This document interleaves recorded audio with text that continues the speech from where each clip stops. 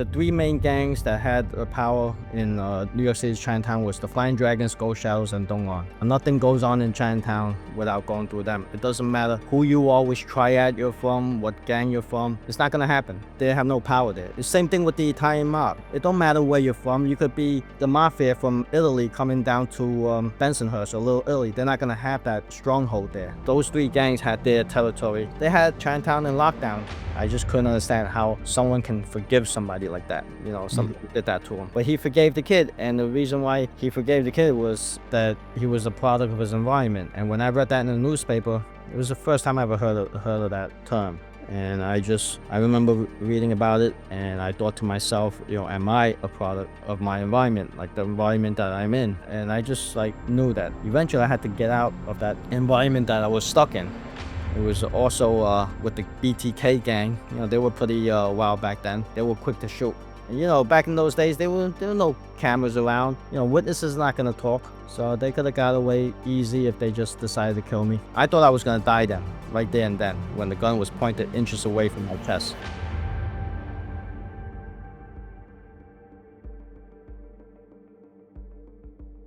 Hey everyone, welcome to another sit down with Michael Franzese. Hope everybody is doing well. All is very good, very blessed on this end, my friends. As always, all the praise, honor, glory, and thanksgiving goes to our God for that, because he deserves it. Very special guest today. His name is Michael Moy. You know, I've talked to other mafia guys. I had Dominic on here, you know that.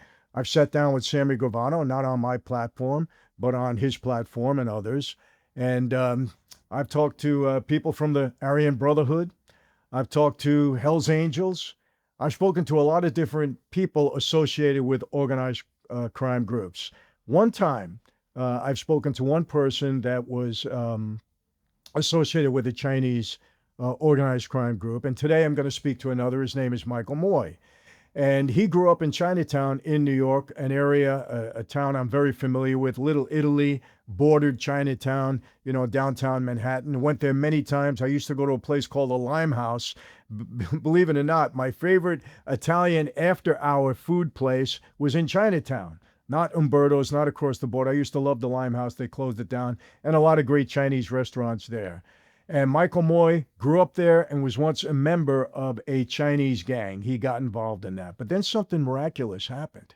You know, he left that life and became a New York City Police Department officer. Believe it or not. How do you go from gangs to being a cop? Well, that's what Michael Moy did. Very interesting story. He was a cop for 25 years, 26 years. He retired. But, you know, what did that cause him? Did he have to worry about retaliation from the Chinese gangs because he became a cop? Why did he become a cop? What led him to go so extreme from one organization to another, from a criminal organization to a police officer? Radical change. I'm not going to get into it. Let's find out. Let's hear what Michael has to say. Very interesting conversation. He did write a book. He does have a platform where he talks about many, many, many stories about Chinatown. Very interesting place. You know what's something about the Chinese? They really deal within themselves. And that's something that we didn't do in the mafia. I asked him differences because he knows people from my former life. Obviously, he'll get into what he can about that. But, you know, we dealt with anybody, you know. But Chinese, they're pretty clannish in that regard. They stay within their own Chinese community. But a very interesting conversation with no further delay. My very special guest, Michael Moy. Michael, I have to tell you, in the past couple of years, I would say that I'm on YouTube. I have interviewed Mexican mafia, mafia guys, Aryan Brotherhood, Hell's Angels, and just about every group you can imagine. But I've never had the opportunity to interview or sit down with somebody that's been in the Chinese gang. So this is a first for me, and it's a good experience for me, and I'm sure my viewers are going to enjoy it. And I have to say, you have an incredible story. When you talk about a turnaround in light and a transformation, I think you're the epitome of that, going from a street gang and then into the NYPD. It's just an amazing story, an amazing, transformation in your life. So I really want to get into it. And again, thank you so much for appearing. I offer all my guests a glass of Franzese wine, but since you're not sitting in the studio, I can only toast to you. But Yes. maybe one day you'll get a chance to enjoy it in New York. Yes, yes. Whenever you're in New York again. All right, Mike. So first thing I have to ask you, I went to Chinatown so many times, Little Italy being across the street there, obviously. I used to eat at the Limehouse all the time, used to eat at all the Chinese restaurants. I love Chinese food, so I'm very familiar with Chinatown. And while Mm. I was in prison in MDC, New York, I had the opportunity to be a lot of the Chinese gang guys were in there with me. Couldn't communicate too well because a lot of them didn't speak English really clearly. But we got to know a few guys, actually got along with them. But I have to ask you something. I'm sure you're familiar with my former associates in the mob, the mafia. And, we had a certain structure and we were organized in a way that I'm sure you're familiar with. Can you just explain for my viewers and for me, actually, is there a structure with the gangs, the Chinese organized crime, Well, as it exists in New York? absolutely, definitely. It's very similar to the Italian mafia. With the Italian mafia, you have the associate, if I'm correct, and then you have the Yes. soldier, and then from there Correct. you have what you call a captain, and then you have the underboss and the boss. Am I correct? That's correct. Yes. It's just like with the Chinese gangs. I'm not talking about the triad. I'm talking about the Chinese gangs in the East Coast, New York City's Chinatown. You also have the associates, the people who hang around the street soldiers who were initiated into the gang. Then you have the soldiers who follow a daima. The daima is equivalent to the rank of a captain. The Dai Lo is above the daima, which is equivalent to the rank of I would say the underboss. And then you have the Dai Lo above that. So I mean, if you're gonna put it into like let's say for I mean we call anyone that's a rank above us, we call Dai Lo. So you can say a Dai Lo Dai or Dai Lo above that Dai Lo. Or you could say a dragon head. But dragon head, I would use that term for more like with the Tong Association, the leader of the Tong Association. It's separate. The Chinese gang is an entity, and then you have the Tongs, which is another entity, and then you have the triads. The triads are more like international based. The triads are based in Hong Kong, whether it's in Hong Kong or Taiwan, or you have a triad sect in Canada, in Toronto area, it's Chinatown. So it's different. So people think the gangs and the triads and the tongs are the same, but it's not.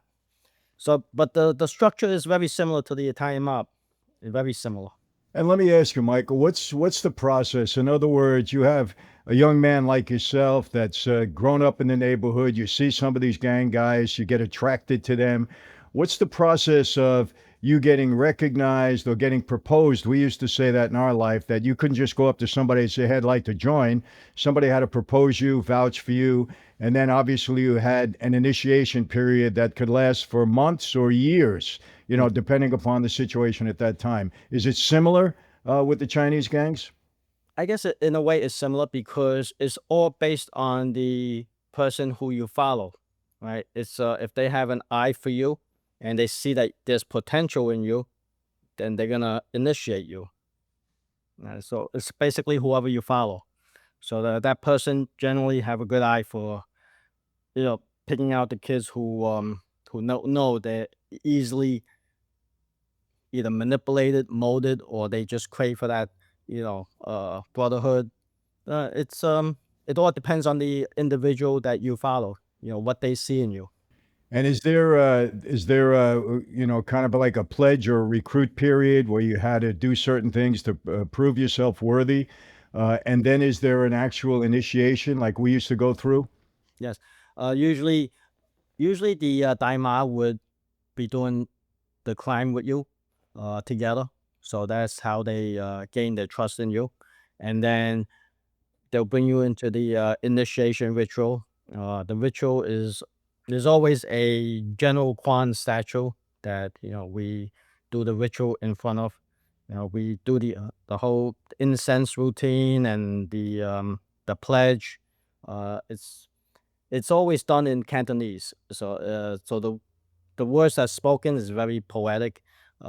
It's just very similar to the Italian mafia. You don't betray your brotherhood, and you would die for them, and don't rat and all that, and then you burn the incense, and you burn the yellow paper, and you you pour the white rice wine in front of as an offering to the general Kwan, and then Mm. that's how you get initiated. And you prick your middle finger, and your middle finger, it's a sign of loyalty, because the middle in Cantonese is zhong. Zhong means loyal, so that's why you prick the middle finger, drop the blood in there, and you offer it to General Kwan, the statue. Did you say you dropped the blood in a glass of wine? Yes, the white wine. Is the white wine, does it symbolize anything? Uh, that I'm not too familiar with, but it's always the white rice wine. Mm. Oh, Yeah, the rice wine. Okay. yes, the rice wine. And and let me ask you this, just from when I was on the street, we always saw the Chinese gangs as being very violent. And I even saw that I saw a couple of incidents when I was in MDC with them that they certainly knew how to take care of themselves, that's for sure. But they were known as a violent street gang. Am I saying that right? Pretty much, you're pretty much accurate with that. Because they just need to prove themselves. You know the Chinese. I mean, when other ethnic groups go to Chinatown, um, like for example, they do any crime there. I remember seeing a news segment on that where they beat up these kids going in there making trouble. But don't forget, the Chinese, the Asians are built differently. They're small in stature. So Mhm. basically, in a street fight, there's no such thing as fair fight. You know that. Right. We do whatever we can to win. Right. Uh, so if it takes violence, it takes a different level of violence, then I know for a fact that they're up to it. Especially in Chinatown. All right, quick interruption. If you really want to get some insight into me, and I mean insight, Zoom calls, Q&As, behind the scenes information, stories I've never told before, you want to become part of the elite, then join the family. We have over 1,000 members already. michaelfranzese.com/family. It's an offer that you shouldn't refuse. Now let's get back to the show. And let me ask you, what was the level of influence? Obviously, Mafia, we had tremendous influence, not only in New York or in the cities like Chicago, New Orleans, where we had real strongholds. What do you think the level of influence was with some of the Chinese gangs, especially in the New York area? And I think you were predominantly, would you say that that was the strongest presence that you had was in New York? Yeah, New York City's Chinatown was the three main gangs that had power in New York City's Chinatown was the Flying Dragons, Ghost Shadows, and Dong'an.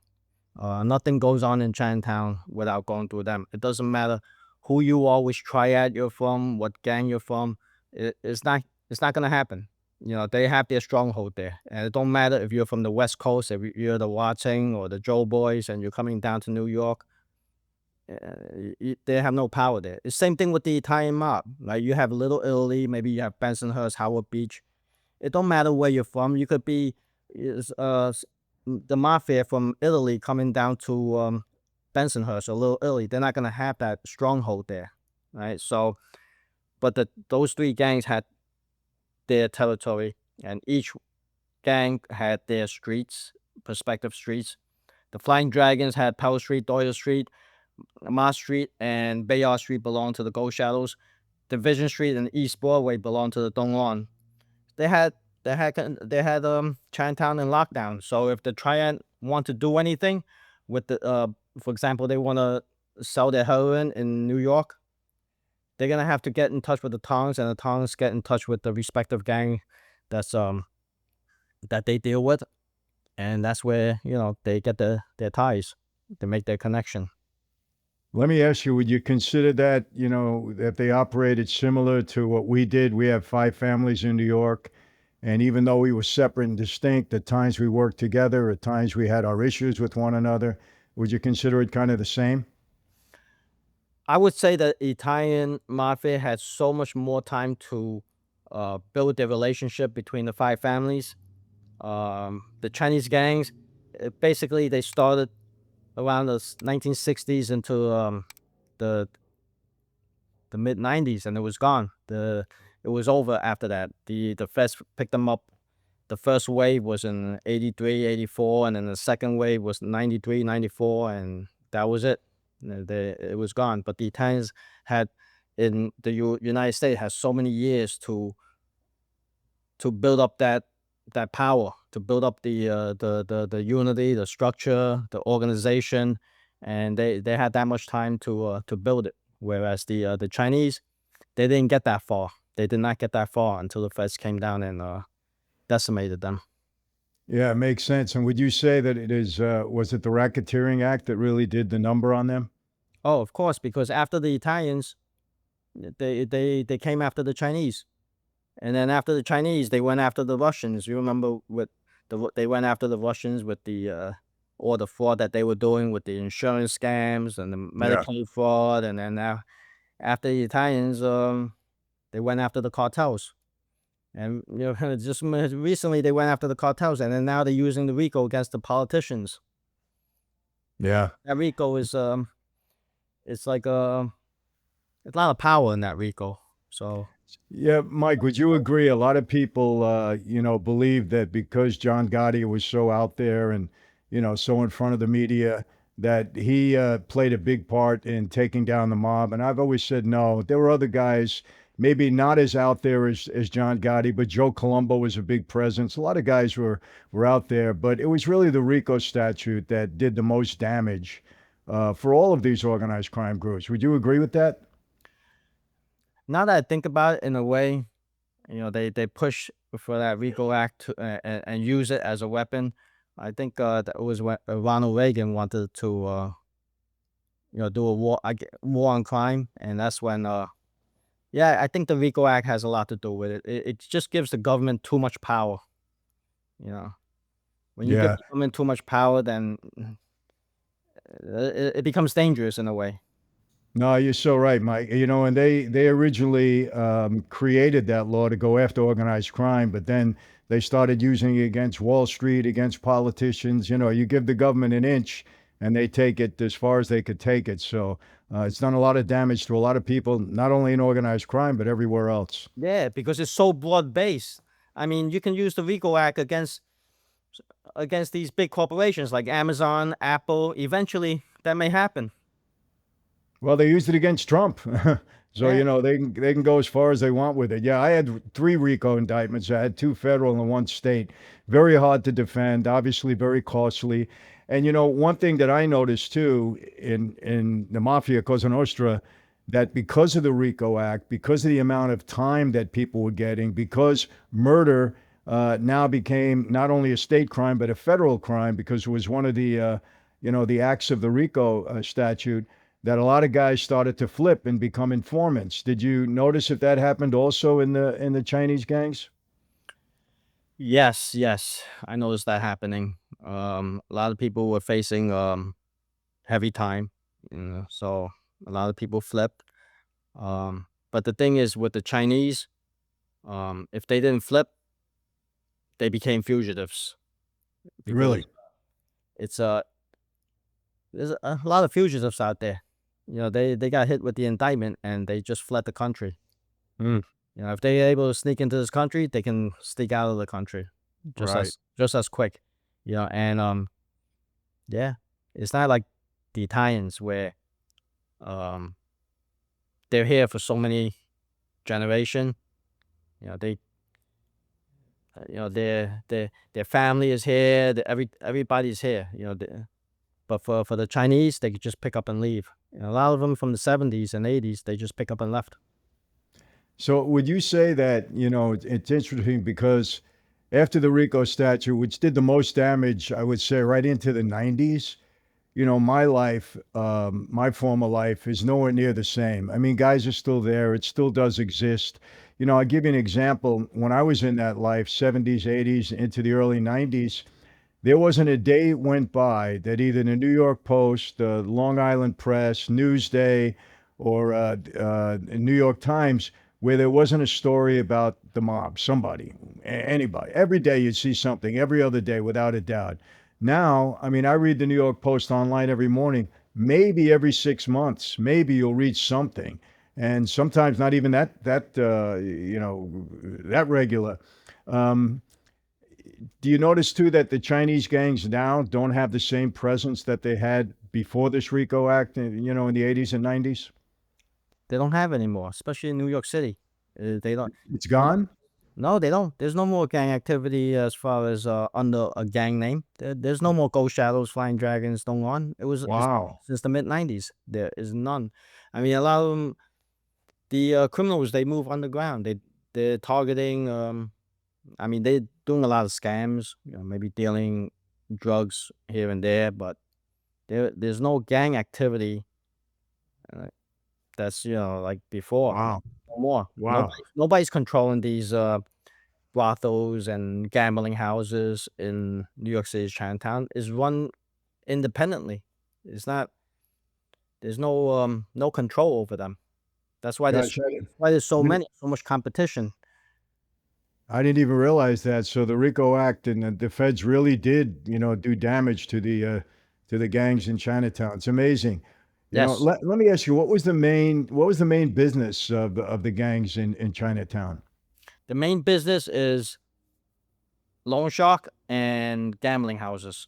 That was the Mm, main business until Onion Head started dealing with the heroin and also Dice and Fuk-Ching. These three were the three main gangsters who made it big with the heroin business. But back then, it was mostly the gambling houses that they were pulling in the money protection fee from the gambling houses. They were paying the Ghost Shadows $10,000 a week, and mm. there was 11 gambling houses. So that's you're talking about the 70s. That's 110,000 a week just in protection money from the gambling houses, and then loan shark. And were These the gambling houses were run by mostly Chinese, and the clientele were mostly Chinese also? all Chinese. All The gambling Chinese. houses were run by the Tong members or Tong associates. From the Tong Association, they have maybe the members or the associates or their friends who open these gambling houses. They get the okay from the Tong Association, then they pay the Tong Association a cut, and then they pay the gang members to protect the place. Protecting the place mean the place is not going to get robbed, basically. My friends, you may not have heard, but I have now a wine branded in my name, Franzese wine. It's from the world's oldest vineyards. We have something for everybody. We got beautiful alcoholic wine and, of course, non alcoholic wine. Big sellers. People are loving it. Get it. Tell your friends about it. The world's first vineyards. It's an offer that you shouldn't refuse. So go to franzesewine.com and enjoy it. Have a toast on me. Wow. So, Mike, how did you get along? I mean, you were involved as a young man. How did you get involved?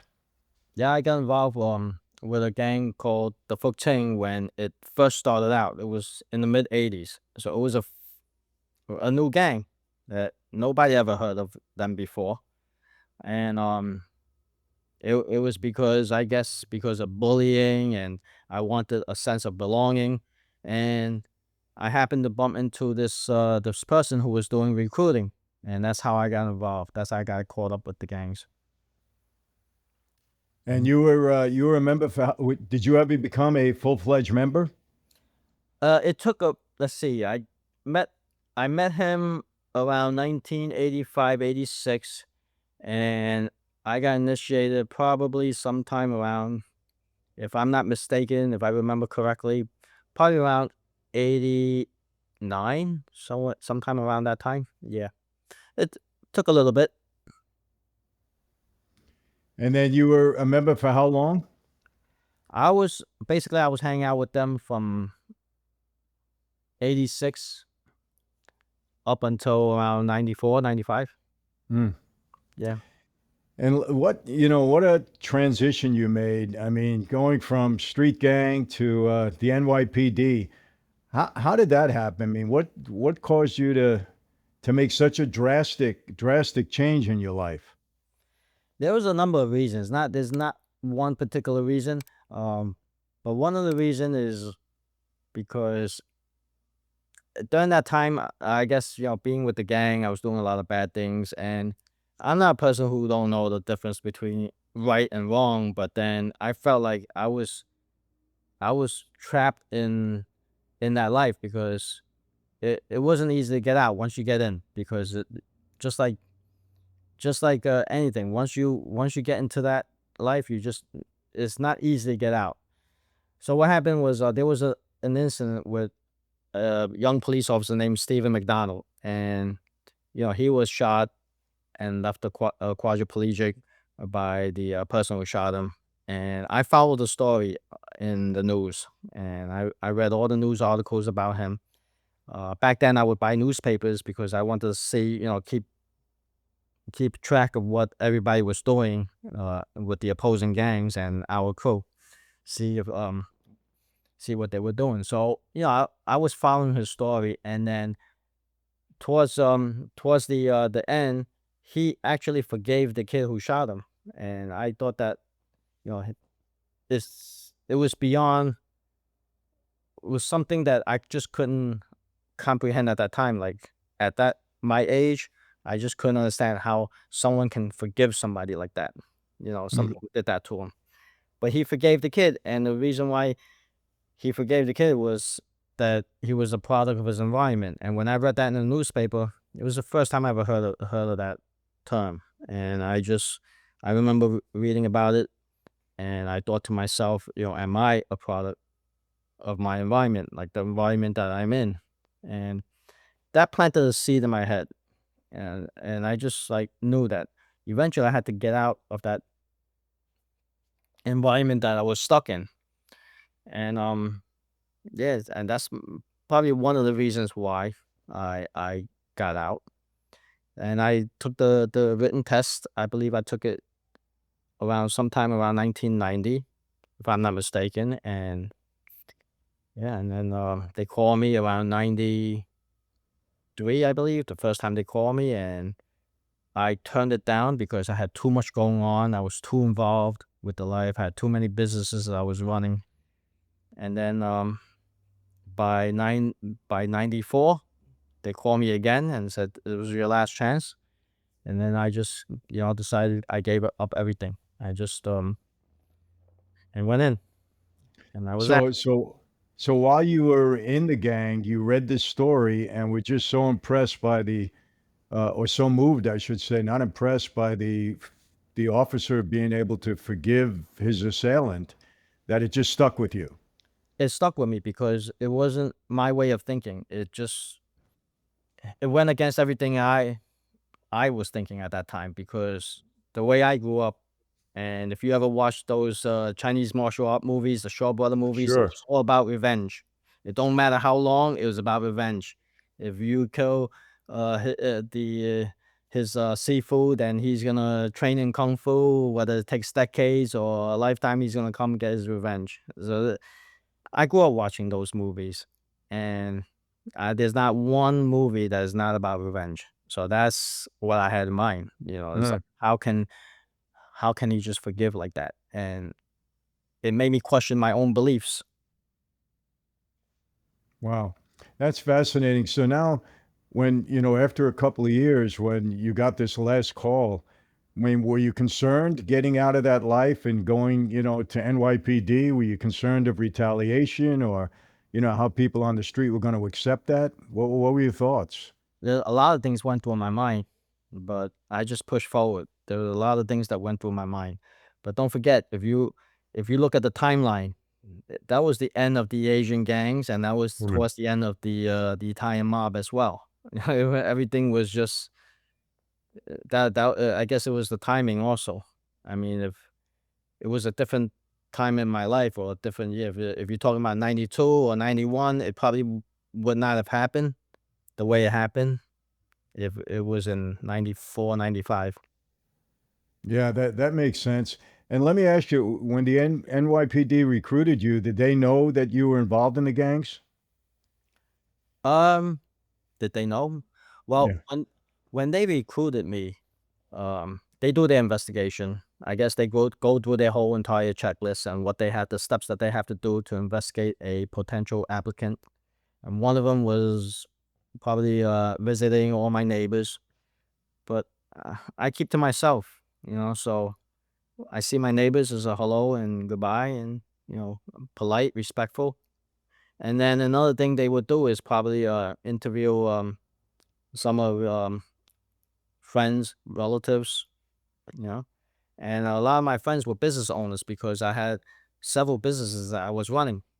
And another thing they would do is they may follow you, right? Follow a potential applicant. It's not like today where you have social media, you can find out everything about person. Um, if they follow me, they will follow me into one of the 4 businesses I was running. And one of them was a 6,000 square foot billiards, a pool hall. So if you, a pool hall, obviously, is going to be a lot of shady characters coming in and out. But I was the owner. And and even back then, since the age of 19, I'm always wearing um, basically like a blazer, business attire. And if I'm uh, at my place of business, I'm in a suit and a tie. So I guess that helped because the only time I ever get stopped by the police officers in the streets is when I'm with my friend Diamond, and he's black. So I've been stopped multiple times by the cops, even though I'm in a suit and he's in his street clothes. We get stopped. But generally, if I'm with myself, if I'm by myself, or maybe some of my Chinese friends, and we're all, carrying guns, we don't get stopped.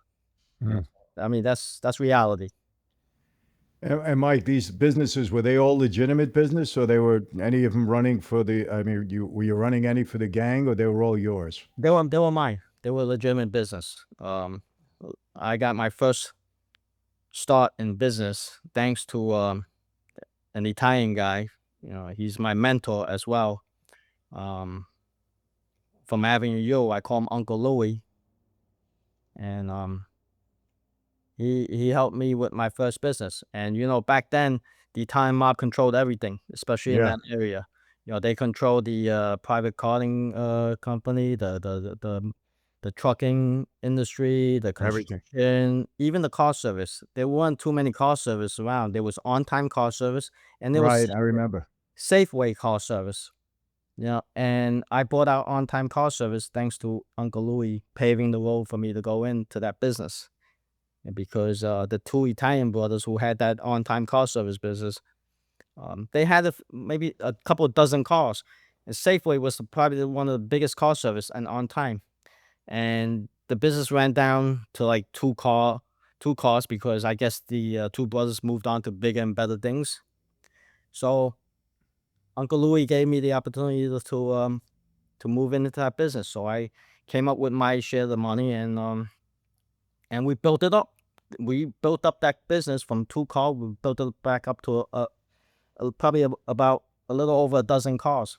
I kept reinvesting the money back into the business, and I learned a lot from him. Was he associated with any of my former associates? You know what? I don't question that, and he doesn't question what gang I'm in. But we know. Yeah. Okay.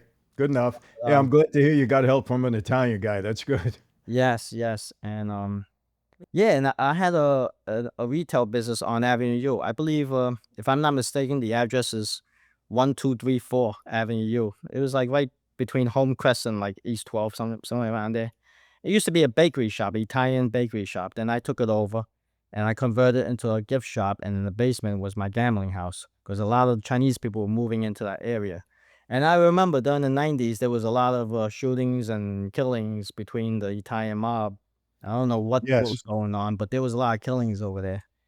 And one of the incidents I remember happening was an Italian mob guy got shot on the side street on East 14th Street, right off Avenue U. I don't know if you know who that was because one of a friend of mine who was a Ghost Shadow associate, he owned a barber shop right there, and I know he kept a lot of guns and different because me and him used to deal with each other on certain things. And actually, he actually got locked up by the feds doing robberies. He used to rob these buses going into the casino to Mm. Atlantic City. Wipe clean out the whole bus. People going there and coming back, and yeah, he got locked up for that. But then when the Italian mob guy got shot, he was friends with that guy. He actually went there, pulled out his own gun to make sure that they don't come and finish the job, because he wasn't dead yet at the time, whatever it was. He stayed with the body until help came along. So we had a close relationship with the guys on Avenue U, the Italian guys on Avenue U. And I remember there used to be a social club right there on Homecrest, right off Avenue U. All the mob guys used to. So I don't know what family they're from. We don't ask these things, Right. you know. No, yeah, I know. Without getting into it, I know exactly what you're talking about and who you're talking about, but we'll leave it at that. Yeah. But just curious, when you were part of the gang and you had your legal businesses, were you required at all to kick back any money to them, or what was legitimate was yours? Um, is mine, because that's the perk of being in the gang. It's not like the Italians. I know the Italians kick it up, but with the Chinese, it's the Dai Los, the people at the top. They have their ways of making money, and basically they're buying our loyalty, buying our, you know, um, we actually build up the name for them. See, a lot of times it's the people at the bottom who's doing all the dirty work Yeah. and making the Dai Lo look good. Because a lot of these Dai Lo, they don't go out there and do the heavy work. I can't name any of them except maybe Peter Chen, Kitsai, and maybe the scientist. Everybody else, if you're talking about guys like the leader of the BTK, David Dai, Clifford Wong, um, and you're talking about some of these late Ghost Shadow leaders later on after Kitsai, they don't they didn't put in any work. They're just Mhm. leaders who have a way of making a lot of money, and the money trickles down to the Dai Lo at the bottom. Dai Lo gives it to the Daima. Daima takes care of the soldiers, because all these incidents that made headlines, it's from the soldiers. It's from the soldiers. Yeah, and it seems like culturally, the Chinese pretty well stick to their own. I mean, you did most of the dealings and business with other Chinese. It wasn't that you went out and dealt with every other culture. It seems like you just kept it among yourselves. That true? In a way, it's true if you're talking about the 1970s into the early Yeah. 80s, because none of them spoke English, and if they did speak English, it was very limited. But then later on, you got guys like me who's able to speak English and Cantonese, and that's when we branched out to deal with other ethnic groups. Because I was dealing with the Italians, I was dealing with the Israelis, I was dealing with the blacks.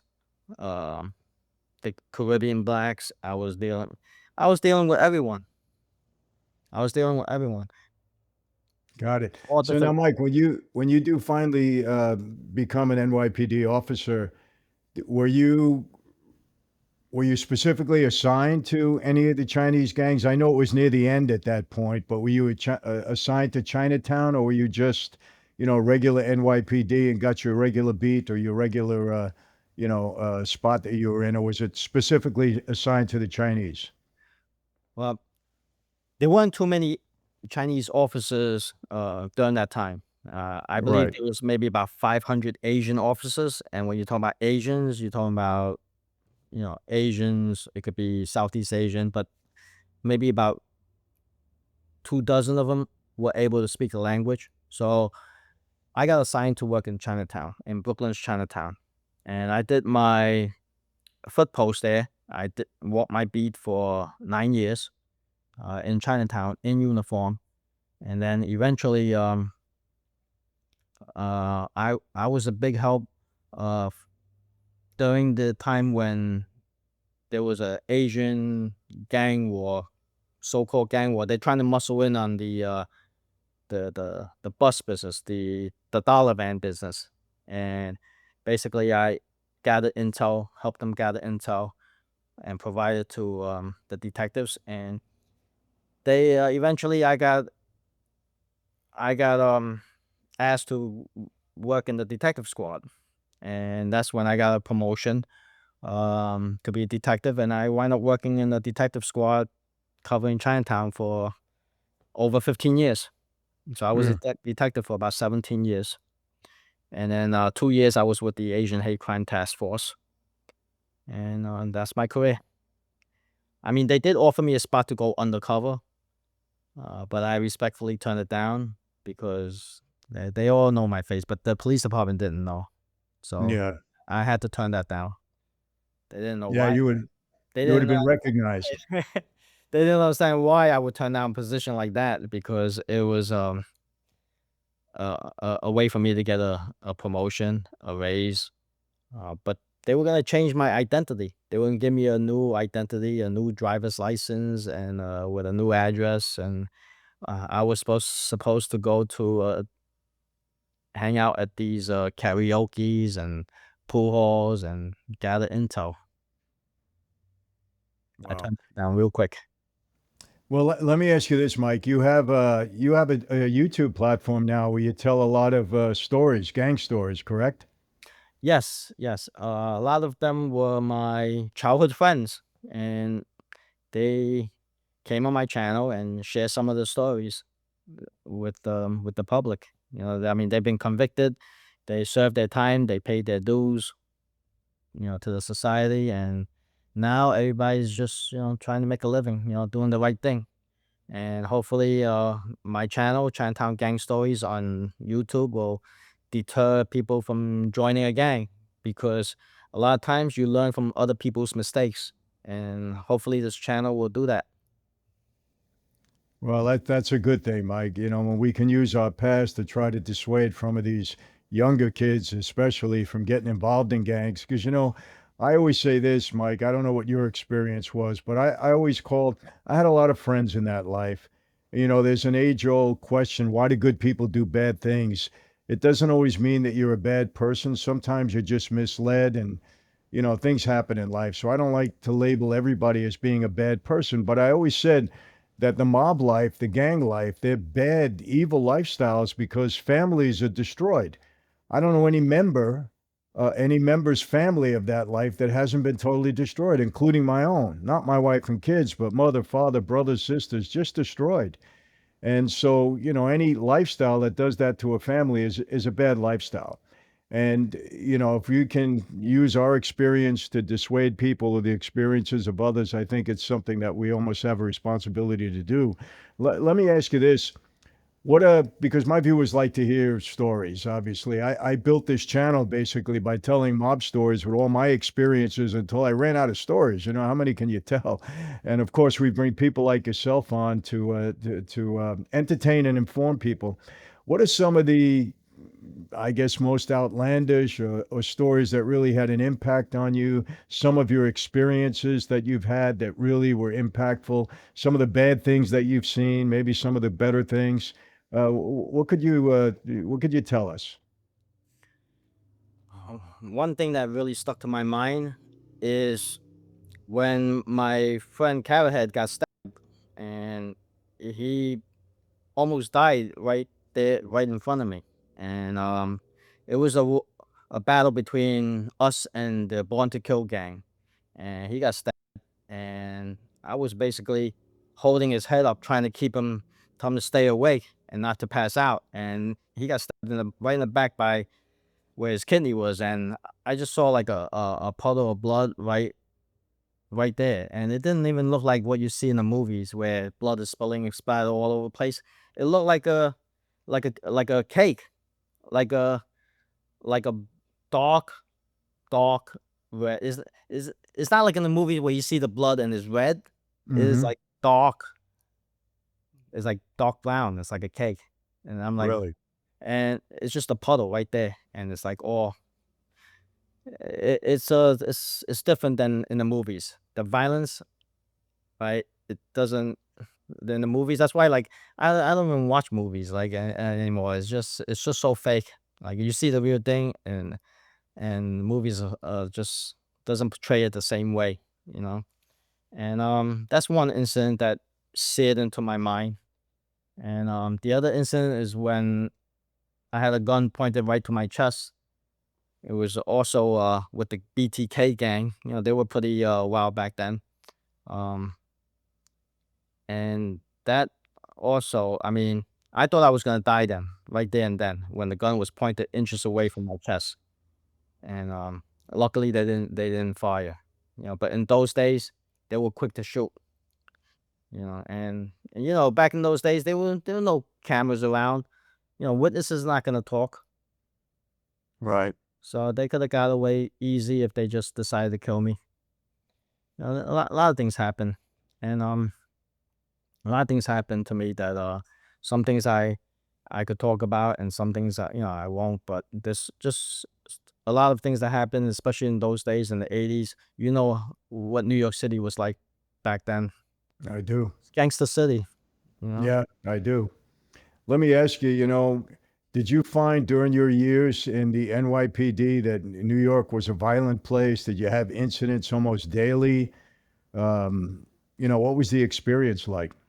Yeah, especially in the '80s. You mean when I joined the NYPD, the violence came down already. That was like when Giuliani was the mayor. You know, crime went down. You know, with the broken window effect that they, you know, quality Yeah. of life that they targeted. So a lot of the criminals move out of New York City. But if you're talking about the '70s, '80s, and a lot of shootings in Chinatown, it doesn't get reported. You know, my neighbor who lived downstairs from me on East Broadway, he got shot and killed. And of my friend who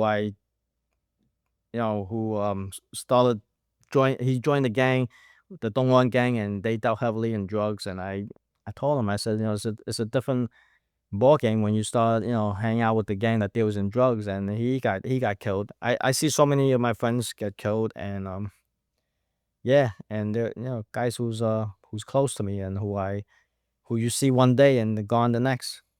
You know, it's just Were you ever put in a situation where you had to, arrest someone that you knew on the street? uh yeah, as you were saying before, you know, like, bad people can also be good people. But if you're bad and if you don't want to change, you're not gonna change.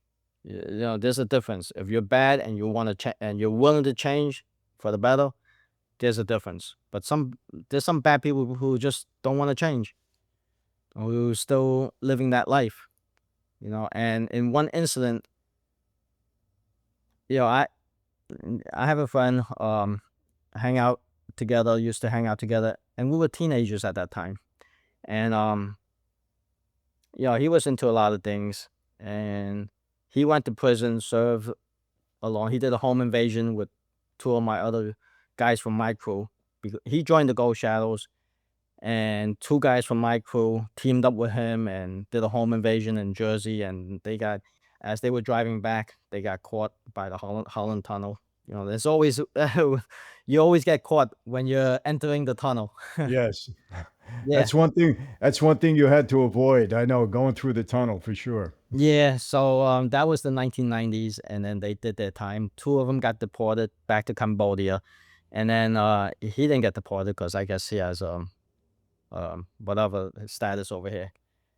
And then just fast forward to like 2003, 2004, I was a newly assigned detective. I walk into my office and I see a wanted poster of his face there. So I figured he just got out of prison and he's back to his old ways. The wanted poster, and it's in my book. The wanted poster is of him doing home invasions in the confines of the precinct where I work at, and multiple precincts in Bensonhurst, because a lot of Asians are moving into Bensonhurst during that time. So he was doing home invasions over there, and I'm thinking to myself, what if I come across him? What am I gonna do? Am I gonna arrest him? Do I turn a blind eye?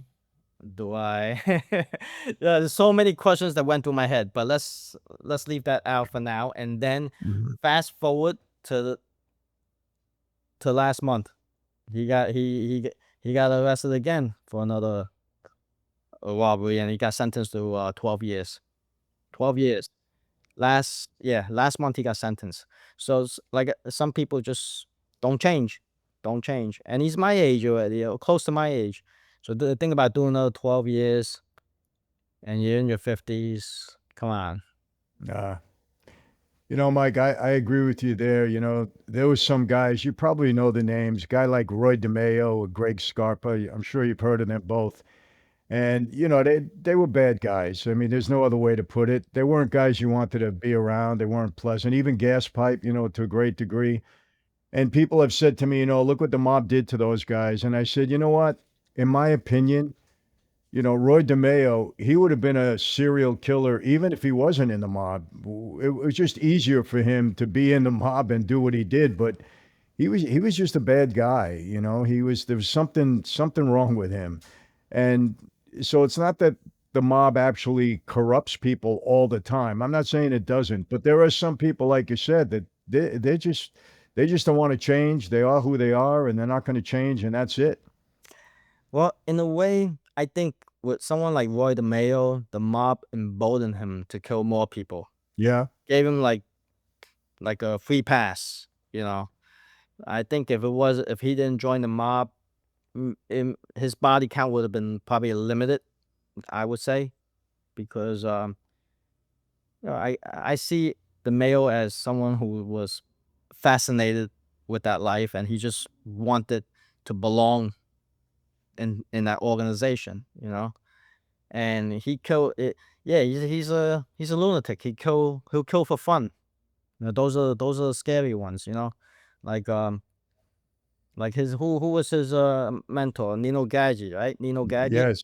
Yeah, Yeah. like he's not gonna kill someone for fun, but he's gonna do what he needs to do to get the job done. And someone like him was at who was probably a captain or a rank above the male, he went out Yeah. there and hit the dirty work himself, but it wasn't like the male kill for fun. This guys like maybe Tommy Karate who would kill someone for just who disrespected him.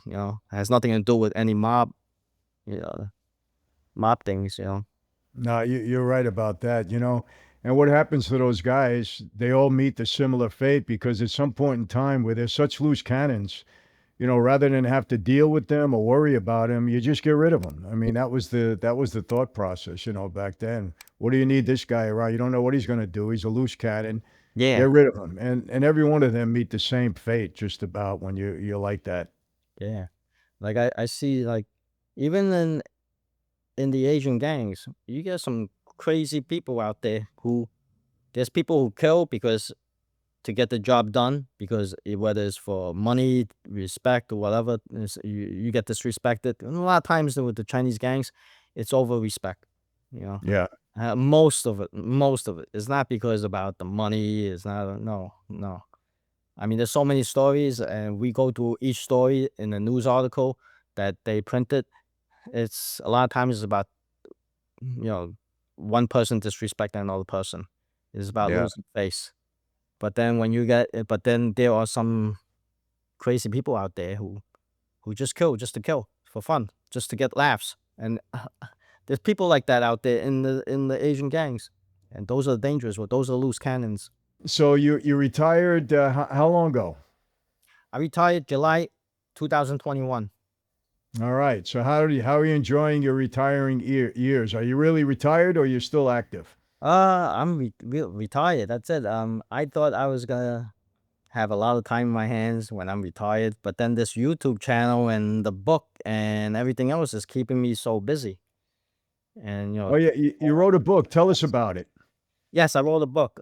It's called Bad to Blue, and it's about my life story. My time in the gang, and then my transition to eventually become a police officer and NYPD detective. That So that wraps it up.